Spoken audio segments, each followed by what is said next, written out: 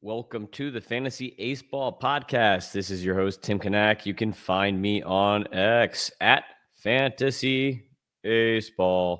And if you're watching, you can check this out on YouTube at the Tim Kanak.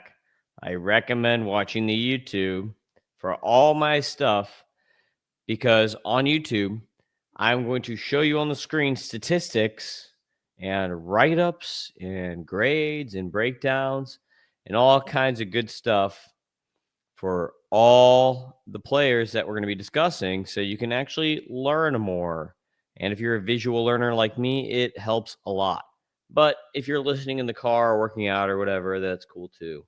So podcast it is if you're doing that. So the Tim Kanak on YouTube, where, by the way, I will be putting a ton of my video. I have not had time to do it because I had just had a new baby and I was doing the prospect write-ups and yada, yada, yada, yada. But I'm going to be putting some videos together of all the in-person scouting that I've done that I haven't, because I haven't posted anything, I think, since like Yuri back in like May or June when I went. So I've got like games and games and games of a scouting video, just raw scouting video that I have not posted yet. So I will be posting that stuff probably this weekend when I get some time on the YouTube at the Tim Kanak. And this is just a little mini pod for you because we are going to be getting back to the rankings in the next episode to finish off the last 25 players in my updated player rankings. But in the meantime, I'm going to give you a T10. In this T10, this is over a 2-week sample size rather than a 1-week sample size because it has been 2 weeks since my last T10. So T1 should really be no surprise at all. This is my number one prospect. Should be everybody's number one prospect, in my opinion, because he's ridiculous. It is outfielder, shortstop, whatever he's going to play, Kanak Griffin with the Pirates. Promoted to Double-A, his first year in pro ball, 19-year-old. And this last week, or I guess the last 2 weeks, 12 for 36, 5 extra base hits, 4 home runs, 3 steals. And I'm going to share the screen right here so that you guys can follow along. We're going to put up John Anderson's Tableau page.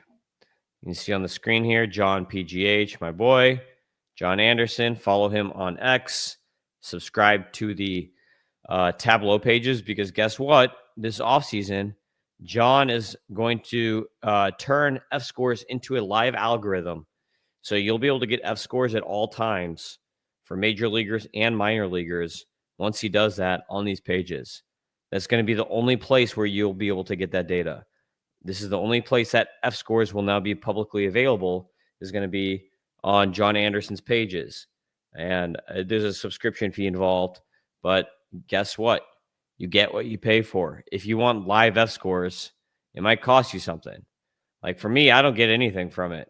Like I told John, you keep all the money. I don't care about money. I'm not a money guy. Like I do well in life. I don't need to make extra money on people. I'm here for fun. So he's going to just make everybody's life easier because F scores to this point was literally me manually entering data into spreadsheets to spit out the algorithms because I'm not smart enough to code. Well, maybe I could learn it if I really dedicated myself to it. I've not committed the time to learn how to code. So he's going to basically take my custom built algorithms and code it for me. And it's going to be on his Tableau pages. So page on so you can look at live F scores for all major and minor league players in the future here. So anyway, Kanak Griffin, you see on the page, he is at Double-A, which this is something you need to keep in mind. What he has been doing at Double-A, he has a 330, 416, 528 slash line at Double-A. As a 19-year-old, good for a 182 WRC plus. And this is in the Southern League. The Southern League is the worst league in the minor leagues to hit in. And he is still doing this. This is how freaking good Kanak Griffin is, people. This guy is a freak that he's doing this. You can see, though, one thing to note is that in Double-A, his contact rate is significantly down. He's running 75% on the year total, which is good.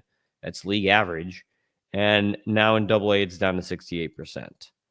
That's the only thing that really appears to be down at this level. The StatCast data is all from Aceball. So all these StatCast numbers, if you're watching on YouTube, none of this exit velocity data is from high A or double A. It's all from Aceball. So this number is not, these numbers are not changing. But Connor Griffin is a freak. He is T1. He is prospect one. Sorry, Welsh. He is my number one prospect. That's just Connor Griffin. So let's get to T2. T2, very interesting guy. I'm going to put him in real quick here. It is Kendall George with the Dodgers. He did not make my top 150 prospects. I'm pretty sure, by the way, that Connor Griffin is the only guy in this T10 that is in my top 150 prospects. And I did that on purpose because I wanted to talk about different players. But T2 is Kendall George. Kendall George, over the last 2 weeks, has 18 stolen bases, which has brought him to over 100 stolen bases on the season. So in the last 2 weeks, 17 for 36, 1 extra base hit, 0 home runs because this guy has 0 power, but 18 steals. Kendall George is having a pretty nice season. See his slash, 295, 409, 370. And you say, how do you have a guy with 100 steals that does not make your top 100 or top 150? This is how. Because he is a rabbit. 0.75 ISO. I don't want a player like that. I don't care how good they are at stolen bases. Like, I don't like having a Chandler Simpson. I don't like having an Astory Ruiz because they're very volatile year over year. And those types of players, while yes, they can single-handedly win you stolen bases, they're going to tank you in other categories. Maybe they help you in runs or batting average or stolen bases, but they're going to destroy you in slugging. They're going to destroy you in power categories, RBI, home runs. So you have to fill a massive void if you're taking a player like that. It just makes constructing the team a lot harder. So those are my favorite types of players. And the Dodgers have a ton of dudes. I do not know how Kendall George will fit onto that team, except for as like a fourth outfielder, because he can barely fit on their high A team when they have Sirota, DePaula, Hope, Quintero also coming. So where is Kendall George going to fit in this team? One of these guys, two of these guys are probably going to get traded. But yeah, just an interesting dude. Tons of steals. Kendall George, 18 steals in 2 weeks. T2, got to throw him in there. T3 is a pitcher. It is a guy that barely missed my top 150. I actually thought I was going to put him in the top 150. But then when I started reviewing more video on him and looking at pitch level data, I was just not really in on his arsenal. And you can actually see his arsenal here on why. Because his pitches, he's got a plus changeup, an okay curveball, and above average fastball, I want to call it. Maybe the fastball can get the plus, but I think it's more like an above average fastball because it doesn't have a ton of velocity. I don't have the granular induced vertical break data on here on the Tableau page, but you can see here, Connolly early having a very good season. This last week, 11 innings pitched, 16 Ks, 1 walk, or the last 2 weeks, 0.82 ERA, 0.64 whip. And again, he finished right outside of my top 150. So this is a guy that was right outside of there. I purposely was trying to not put a ton of pitchers. I know my 100 to 150 range has a lot more pitchers because I really like pitchers. I love analyzing pitchers. It's fun for me to watch pitching video. So the only thing to consider is that like a lot of those guys are going to miss because they're going to get hurt, and then that's how they're going to miss from injuries. So that's which is also why you need to know a lot of pitchers, because if you're counting on one guy, he gets hurt, you need other guys. So you look at the season data from early, over 100 innings pitched, 22.2 K minus walk, 14.3 swinging strike, 31.8 CSW. All those are solid numbers. 260 ERA, 111 whip, and he's in AAA. He's close. But look at the pitch level data. And by the way, 264 JA ERA, which is Sierra. Love that too. But the pitch level data, this is what gets me. 4-seamers is primary pitch, 14% swinging strike rate. That's solid. That's probably like just looking at this, and he only throws at 93. So looking at this, it's probably a 50 grade pitch. Changeup. This is his best secondary. 19.8 swinging strike rate. That's phenomenal. It's not amazing, but it's probably a 60 grade changeup. Now, slider, 9.9% swinging strike rate on a slider, and he only throws it 82, 83. That's terrible. Sinker, 0% swinging strike rate. He has not gotten one swing and miss on this sinker in 46 pitches at AAA. That's bad. Cutter, 7.7 swinging strike rate. That is also bad. When your fastball is a 14% and your cutter is a 7.7, you probably don't want to throw the cutter very often. Curveball, 14.3, 14 pitches only. That's okay. He has no command of it. 35.7% strike rate on that curveball. So, Sweeper. Now, he's only thrown 6 of them, but that actually looks good. 33.3 swing strike rate, 82 miles an hour, and he's landing in the strike zone, 66% strike rate. He should throw the sweeper more. If I was a pitching developer here, I'd be like, okay, let's do the slider and the curve less. We'll get rid of the sinker entirely because it sucks. And then we'll just go fastball, changeup, cutter, sweeper. That's what I would do. But hey, I am not a pitching coach. I'm only looking at the pitch level data that's in front of me right now. But he's been very good. That's Connolly early, T3. Let us get to T4 as my other computer fell asleep. T4, this is a fun one. This is a guy I've not talked about all year. Nick Simillo with the Pirates. He's a catcher with the Pirates. He's spent the entire year at AA, which I just noted with Connor Griffin. This is the Southern League. It's a very, very, very tough league to have offense. He has 20 bombs in the Southern League as a catcher. That's pretty good. So the last 2 weeks, 16 for 44, 10 extra base hits, 5 home runs, 0 steals.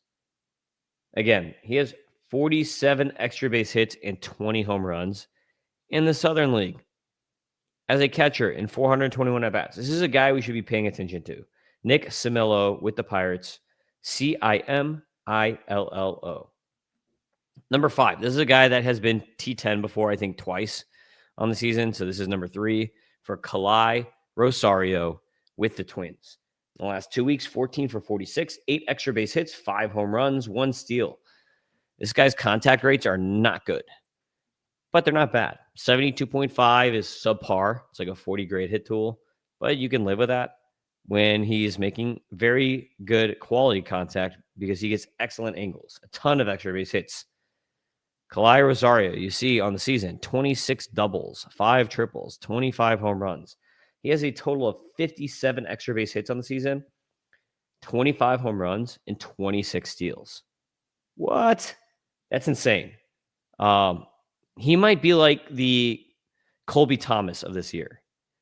Super underrated player with the Twins, outfielder, less than great hit tool, way too many Ks, 27.5 K rate, but hits the crap out of the ball. Tons of extra base hits, tons of power, and good speed.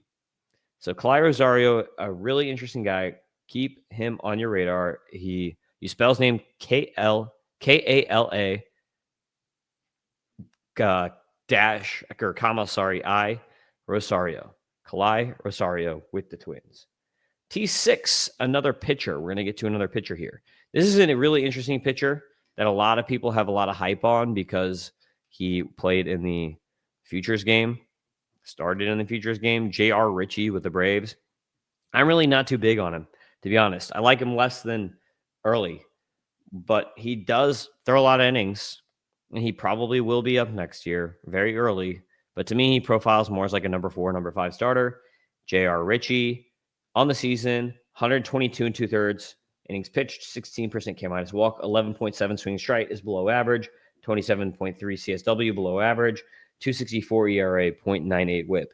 And keep in mind his JA ERA, so his Sierra is higher than the ERA, 3.40. So he's not as good as he looks on the back of the baseball card. Dun stock. Okay, J.R. Ritchie in the last 2 weeks, 11 innings pitched, 18 Ks, 5 walks, 0 ERA, 0.73 WHIP. Now, let's look pitch level data for J.R. Ritchie, right? And you can see here, he's had some bad games, 3 Ks, 5 walks. Oof. So the command is kind of iffy with him. Like, it comes and goes. You can see he's actually had a walk, I think, in every game except for one on the season, or every game except for two on the season. And he's had 5 walks 3 different times on the season. So his command is Now, his primary pitch is a sinker that he has a 14.9% swing strike rate on. That's actually really good for a sinker. So that's probably a 60 grade pitch, the sinker. I just don't like the fact that he throws it way, way more than his four-seamer. Gives me kind of Elmer Cruz Rodriguez vibes. Elmer Rodriguez Cruz. Again, if you listen to my rankings episode with ERC, Elmer Rodriguez Cruz, I had an employee named Elmer Cruz in the past, so that makes that one difficult for me. So anyway, we also have here a lot of other pitches, just like we have with Early. He throws a changeup, second most pitch, about 16% of the time, 10.9 swinging strike rate. That's okay for a changeup. That's like a 45, I would say, on a changeup, 45 grade, maybe a 50 grade, probably a 45 grade because he doesn't throw it for a lot of strikes. If I'm just trying to give him grades by not watching the pitches and only looking at the data instead of watching the pitches live, which I usually do when I'm doing my rankings. Curveball, 13% swing strike rate. That's okay. It's maybe like a 45 grade curveball. So you've got a plus sinker, below average changeup, below average curveball. Four-seam fastball, 6.4%. That's bad. Only throws at 93. That's a 40 grade fastball. Slider, 9% swing strike rate. That's terrible for slider. That's a 40 grade slider. And cutter, 5.1 swing strike rate. I don't even know he has that pitch. That's a bad pitch. 30 grade probably.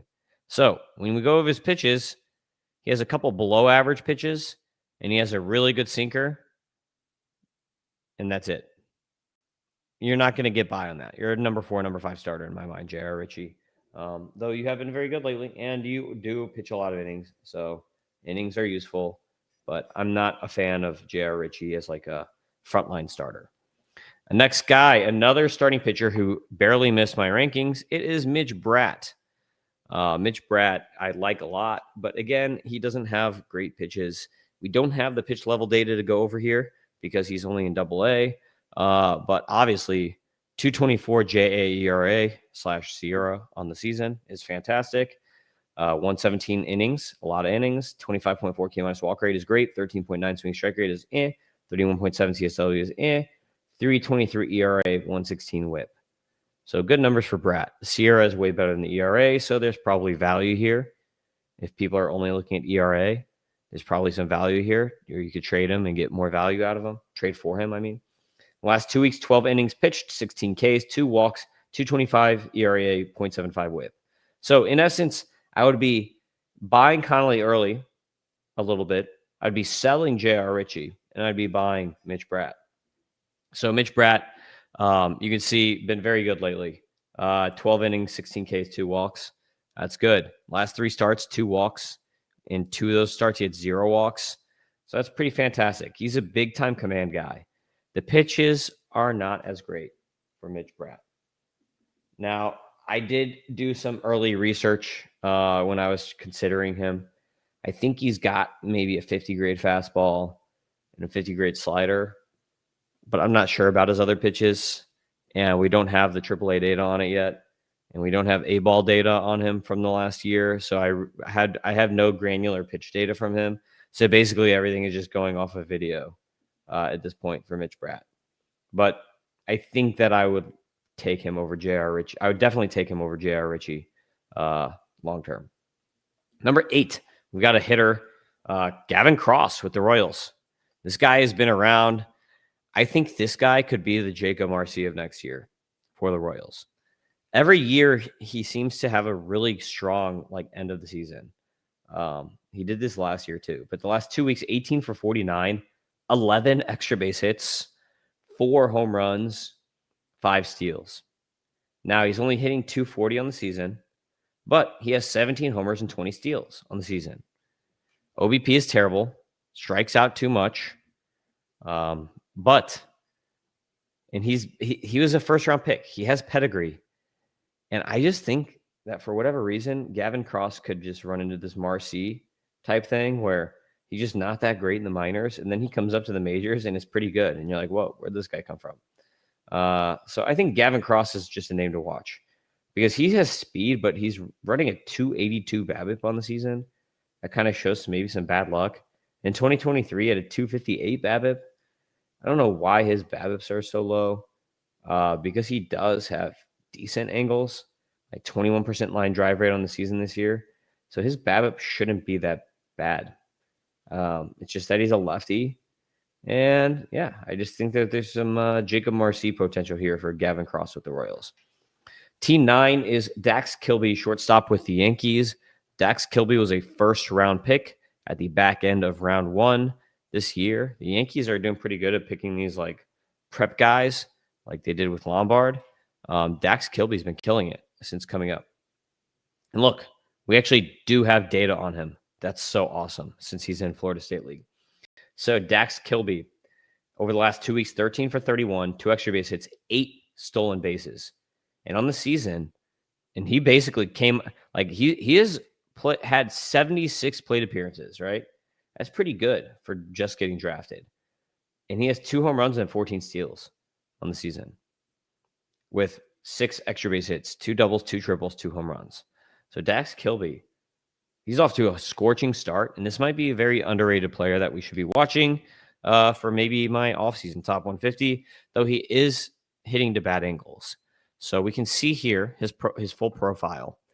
86.3% contact rate is amazing. That's like a 70 grade hit tool, 65 hit tool with a 90% zone contact. That is amazing. And he's swinging the ball, 57.9 zone swing. I'd actually like to see that go up. I would like to see the swing percent go up to about 40% too. So I would actually like to see him swing more. But he has a 13% K rate and 14.5% walk rate. So he's walking more than he's striking out. This is a great profile, I'm telling you.